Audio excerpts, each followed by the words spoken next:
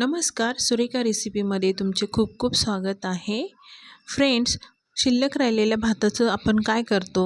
फार तर आपण फोडणीचा भात करतो ब्रेकफास्टसाठी. पण आज आपण शिल्लक राहिलेल्या भाताचा इतका मस्त ब्रेकफास्ट बनवणार आहोत की जो सर्वांनाच खूप आवडतो.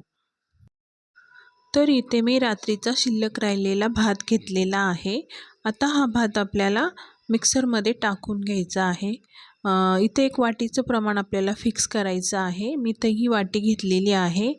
आता ह्या वाटीने आपल्याला 1.5 वाटी भात याच्यामध्ये टाकून घ्यायचा आहे. आधी मी 1 वाटी टाकली आणि आता ही अर्धी वाटी भात याच्यामध्ये टाकते. तर हे बघा, इथं मी सर्व 1.5 वाटी भात याच्यामध्ये टाकून घेतलेला आहे. आता याच्यामध्ये आपल्याला थोडेसे पाणी टाकायचे आहे आणि याची बारीक पेस्ट मिक्सरला करून घ्यायची आहे. तर हे बघा, इथे मी मिक्सरला एकदम बारीक मऊसूत अशी पेस्ट बनवून घेतलेली आहे. हे बघा, आता ही पेस्ट एक बाउलमध्ये आपण सर्व काढून घेऊया. आता पुन्हा मिक्सरच्या भांड्यामध्ये मी रवा टाकलेला आहे. ज्या वाटीने आपण भात घेतला त्याच वाटीने मी इथे पाऊण वाटी रवा टाकलेला आहे आणि त्याच वाटीने आपल्याला अर्ध वाटी दही याच्यामध्ये टाकून घ्यायचं आहे. दही आंबट असलं पाहिजे. आणि आता हे पण आपल्याला मिक्सरमध्ये बारीक पेस्ट बनवून घ्यायची आहे. तर हे बघा, रवा आणि दही याची पण आपण पेस्ट बनवून घेतलेली आहे. आता ही पेस्ट आपल्याला आपण जी भाताची पेस्ट बनवून घेतलेली आहे त्याच्यामध्ये टाकून घ्यायची आहे. आता हे आपल्याला सर्व चांगलं चमच्याने असं मिक्स करून घ्यायचं आहे. गुठळी याच्यामध्ये अजिबात राहू द्यायची नाही. आपल्याला सर्व चांगलं मिक्स करायचं आहे.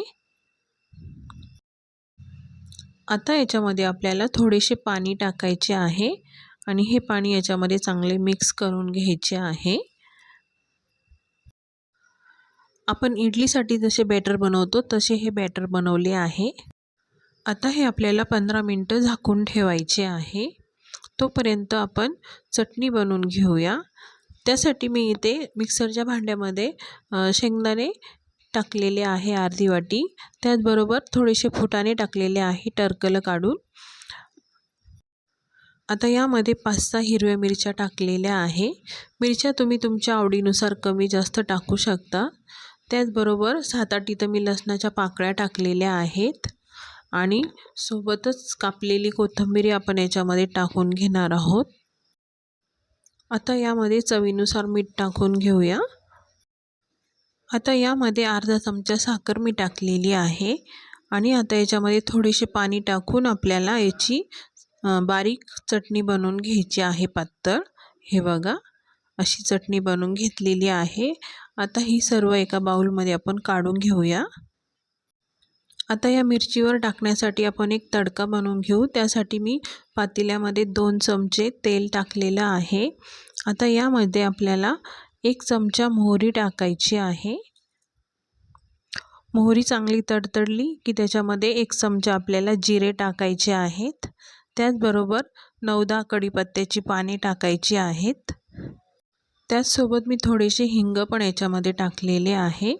आता हा सर्व तडका आपल्याला या चटणीवर असा ओतून घ्यायचा आहे गरम गरम आणि याच्यामध्ये चमच्याने मिक्स करून घ्यायचा आहे. आपली चटणी इथे तयार आहे.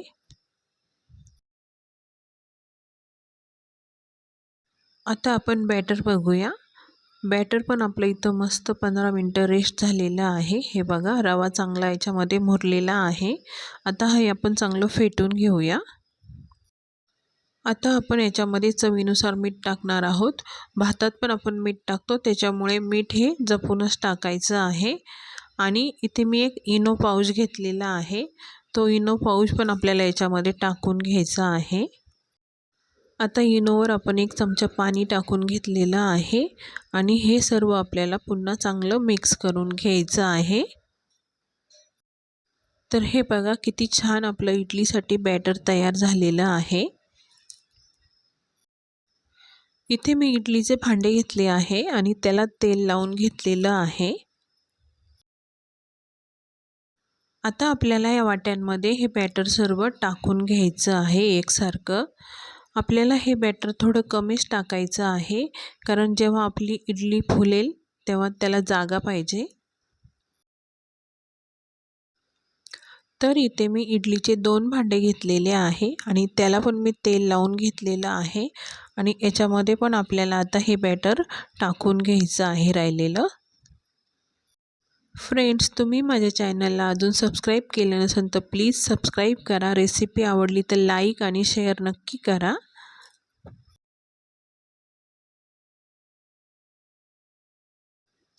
गॅसवर मी कढईमध्ये पाणी गरम करायला ठेवलं होतं. पाणी आपलं चांगलं उकळलेलं आहे.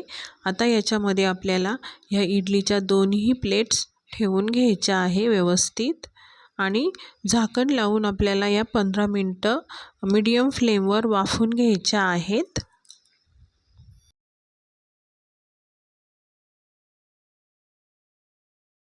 तर 15 मिनटं झालेली आहे.